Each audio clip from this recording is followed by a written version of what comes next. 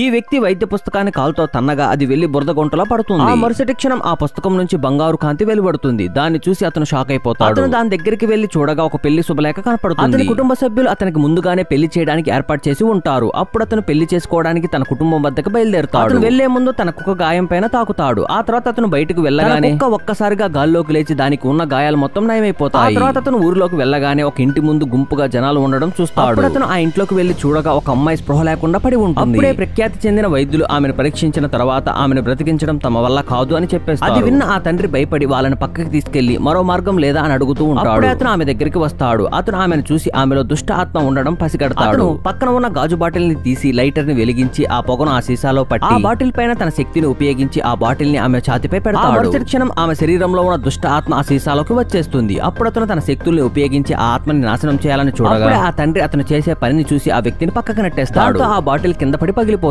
దాంతో అతన్ని చూసి వాళ్ళంతా మాంత్రికుడు అనుకుంటారు. సెక్యూరిటీ వాళ్ళు అతన్ని బయటికి తీసుకెళ్లి పడేస్తారు. అప్పుడే అతను చేసిన వైద్యం వల్ల ఆమె బ్రతుకుతుంది.